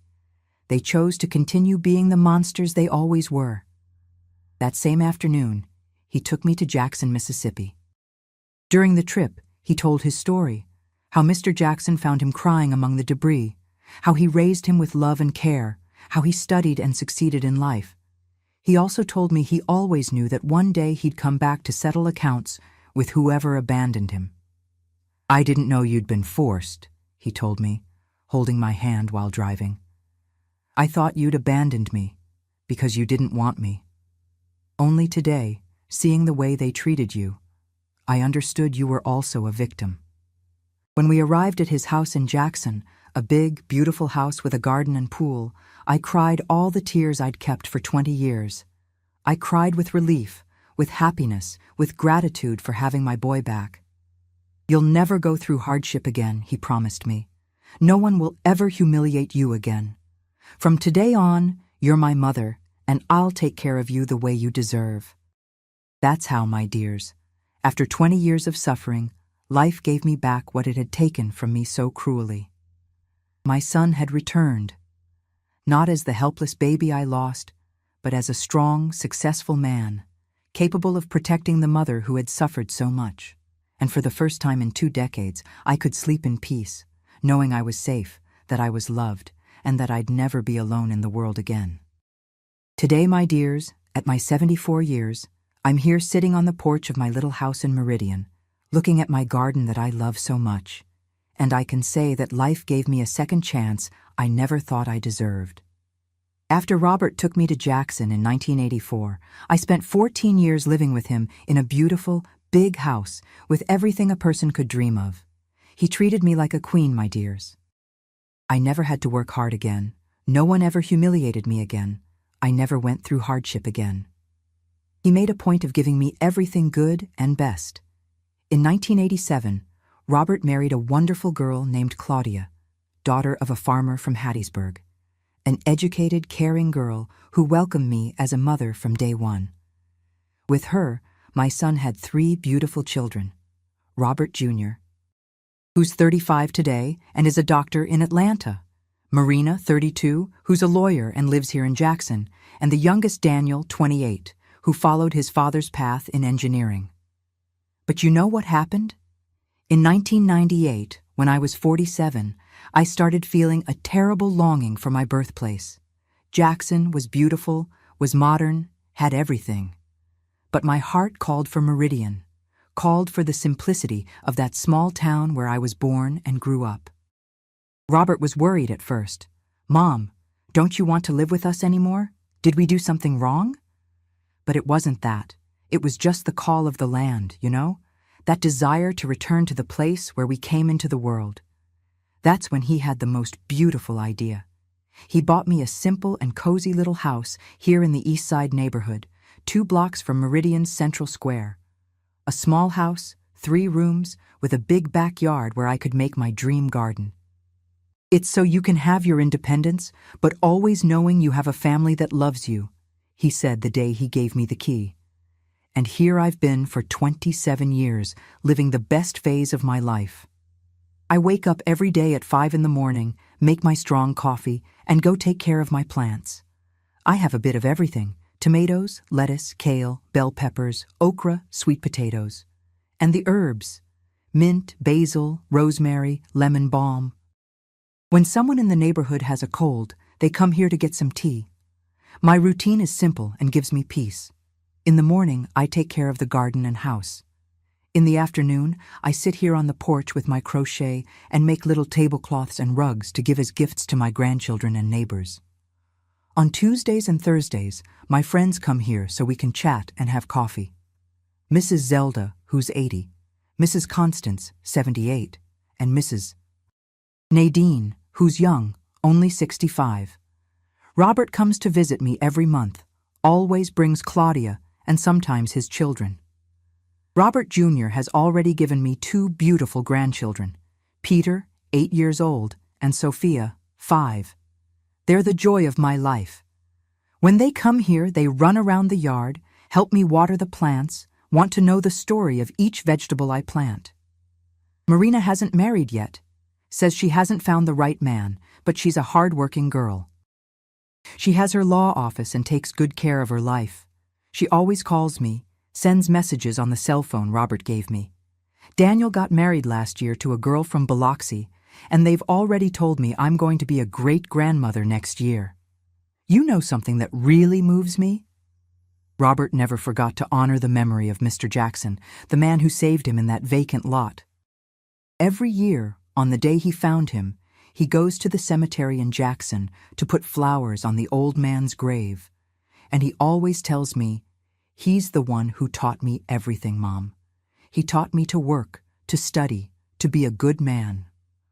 When I think about my life, my dears, I see how God writes straight with crooked lines. Those 20 years of suffering, those dark days I thought would never pass, were preparation for this joy I live today. If I hadn't gone through all that, maybe I wouldn't know how to value the peace I have now. My father Gerald died in 1995 in a charity house in Gulfport, alone and forgotten. My brother Bobby died 3 years later, also alone, of liver cirrhosis. When Robert found out, he showed neither joy nor sadness. He just said, "Everyone reaps what they sow, Mom."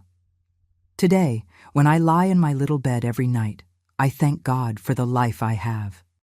I thank Him for having my son back, for the wonderful grandchildren, for the little house that's mine, for the garden that gives me joy, for the friends I have, for the health I still keep. Sometimes I look at the lot where our old house used to be. Today it's Mr. Charles's little market, and I don't feel anger, I don't feel sadness. I feel gratitude. Gratitude because from that place of so much suffering, the miracle of my new life was born. Robert always says, "You're an example that it's never too late to be happy, Mom. You teach us that it's worth never giving up." And I answer him that the one who taught me to never give up was the love I felt for him the minute he was born, a love that 20 years of separation couldn't erase. Now, when the neighborhood children come here to the yard to pick fruit from my apple tree, I think, life goes in circles, my dears. Sometimes it hurts a lot, but it also knows how to heal. And when it decides to heal, it makes everything new, everything better than it was before. My dears who followed me to the end, I want you to understand something. I never, in 74 years of life, imagined my son would come back to get me. I never dreamed that baby I left crying in the trash would become a man capable of turning our story upside down. When you're going through the worst moment of your lives, when you think there's no way out, that there's no justice in this world, remember my story. Remember that sometimes life takes time, but always settles accounts. What seems like the end may just be the beginning of something much greater. My father and brother spent 20 years thinking they'd gotten rid of a problem. They laughed, humiliated me, made me believe abandoning my son had been the right thing to do. But look how God writes the story. That problem grew up, studied, succeeded in life, and came back to give them exactly what they deserved. You know what's the greatest lesson I learned? That there's no point trying to destroy a mother's love for her child. No matter how much they forced me to do that, no matter how much they tried to convince me it was for the best, my heart never stopped loving that boy. And that love, my dears, was stronger than all the years of separation. Today, when I see my grandchildren playing in the yard, when Robert calls me every day to ask how I am, when Marina comes here to have coffee with me, I know it was worth resisting. It was worth not giving up, even when everything seemed lost. If you know someone who's suffering any kind of violence, don't stay silent. In any country in the world, there are people and organizations ready to help. Seek local authorities. Look for help in the community. No one needs to carry this weight alone. And for you who are suffering now, who think it'll never pass, who feel you're alone in the world, resist. Life has those turnarounds we don't even imagine. Sometimes our salvation is growing in silence, preparing to arrive at the right moment. I was a 12-year-old girl forced to abandon my baby. Today, I'm a 74-year-old grandma surrounded by love, living in my own house, taking care of my garden, with a son who treats me like a queen. If this isn't a miracle, I don't know what is. And now, my dears who made it to the end of this story, I need you. If this story touched your hearts, click that subscribe button down there and turn on the notification bell. Share with people who need to hear that life can take incredible turns. Each subscription, each comment, each share motivates me to continue telling these stories of overcoming. And to show you watched until the end, leave in the comments just one word: miracle. Only those who heard my complete story will understand why this word represents everything I lived through. Do it now. Don't wait another minute. I want to see that comment section full of this beautiful word that changed my life. May God bless each of you, and remember, it's never too late for life to surprise us.